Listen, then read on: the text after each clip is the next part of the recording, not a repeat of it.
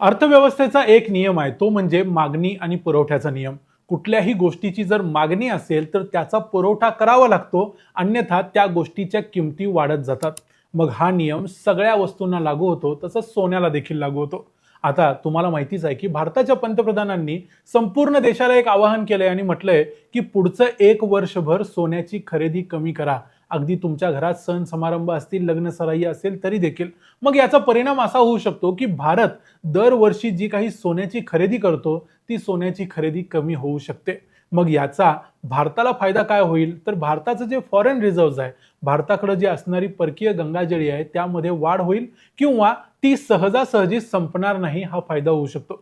मग यामध्ये एक दुसरी अशी पण गोष्ट होऊ शकते की भारताची जी डिमांड आहे जगभरामधल्या सोन्याची, ती जर कमी झाली तर संपूर्ण जगभरातलं जे सोनं आहे त्याची एक प्रकारे पुरवठा वाढेल आणि एकदा डिमांड आणि सप्लायमध्ये जर गॅप निर्माण झाली तर या सोन्याच्या किमती कमी होण्याची शक्यता आहे.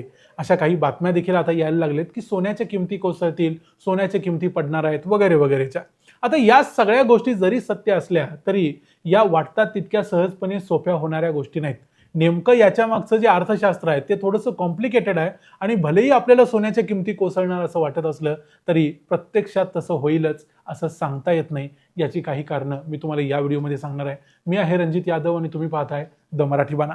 संपूर्ण जगाची जर सोन्याची डिमांड बघितली तर दरवर्षी साधारणतः 5,000 टनाच्या आसपास सोन्याची डिमांड असते. म्हणजे एवढं टन सोनं जगाला दरवर्षी लागतं. हा 2024चा आकडा आहे. आता यामध्ये जर बघितलं तर खाणीतून काढलेलं सोनं आणि रिसायकल केलेलं असं दोन्ही प्रकारचं सोनं जर बघितलं तर टोटल मिळून 5,000 टनाची डिमांड आहे. यापैकी काही सोनं हे दागिने बनवण्यासाठी वापरलं जातं, जवळजवळ 35% सोनं. उरलेलं 20% सोनं सरकारी खरेदी असते. काही त्यातलं 25% सोनं हे इन्व्हेस्टमेंटसाठी लोक करतात, म्हणजे ETF मध्ये वगैरे डिजिटल गोल्डमध्ये. आणि उरलेले जे 20% सोनं आहे याच्यामध्ये टेक्नॉलॉजी म्हणजे थोडक्यात इंडस्ट्रीजमध्ये वगैरे वापरलं जातं.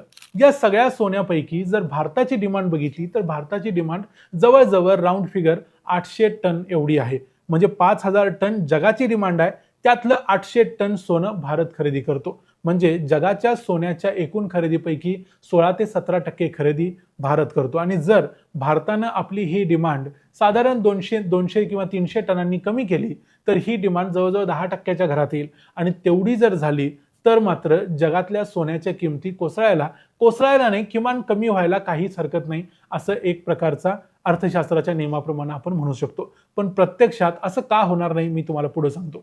भारताच्या सोने खरेदी कमी करण्यानं जगाला काही फरक पडणार नाही याचं सर्वात महत्त्वाचं कारण म्हणजे सोने खरेदीच्या या रेसमध्ये फक्त दागिने घालणारे लोक नाहीत, तर याच्यामध्ये इन्व्हेस्टर देखील आहेत आणि सर्वात मोठे प्लेयर आहेत ते म्हणजे सरकारी बँका. जगभरातल्या अनेक सरकारी बँका हा जो गॅप निर्माण होईल सप्लाय आणि डिमांडमध्ये त्यावरती सहजपणे तुटून पडतील. 2024 मध्ये अशाच प्रकारचा एक गॅप निर्माण झालेला होता, पण त्यावेळेला चीन, भारत यांसारखे देश त्यावर तुटून पडले आणि जो काही गॅप निर्माण झालाय त्यातून सोने खरेदी करून आपल्याकडचा जे गोल्ड रिझर्व्ह आहेत तो भरून काढला.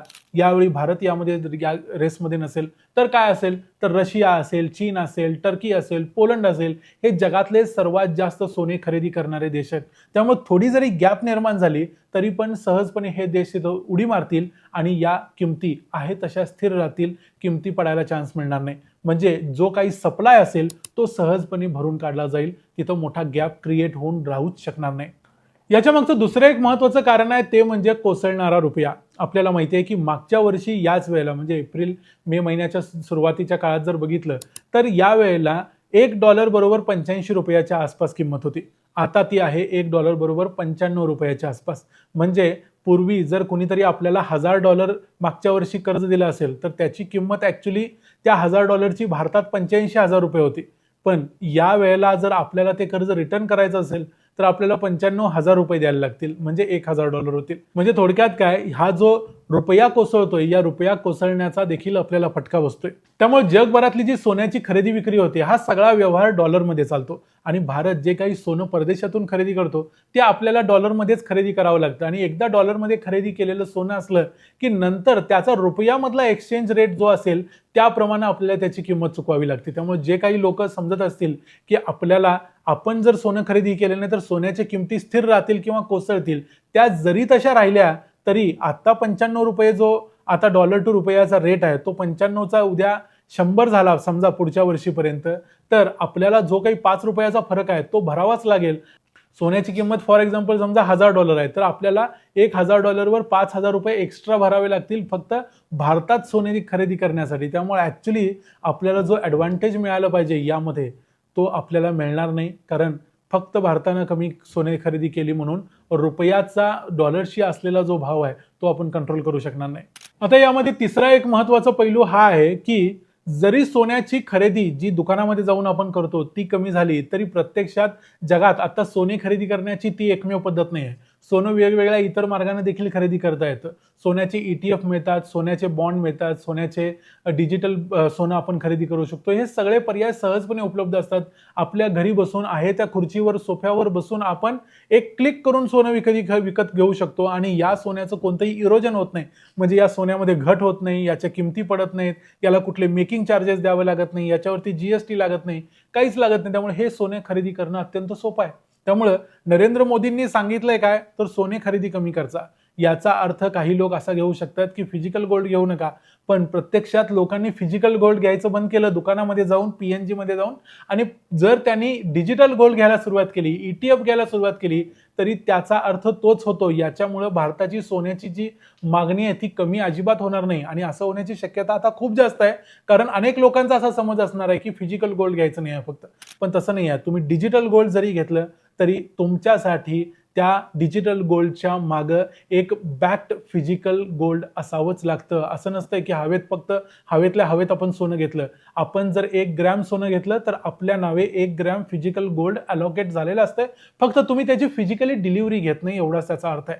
त्यामुळे तुम्ही गोल्ड ETF किंवा डिजिटल गोल्ड जरी घेतलं तरी नरेंद्र मोदी जे काही मागणी करतायत किंवा आवाहन करतायत त्याला काही अर्थ राहणार नाही. त्यामुळे सोनं खरेदी करायचं नाही म्हणजे ते कुठल्याही फॉर्ममध्ये खरेदी करायचं नाही. कारण अन्यथा जर जगाची इन्व्हेस्टमेंट डिमांड बघितली या ETF वगैरे वगैरे, तर एकूण 5000 टनांच्या पैकी 1180 टन एवढी डिमांड फक्त या इन्व्हेस्टर्सची होते.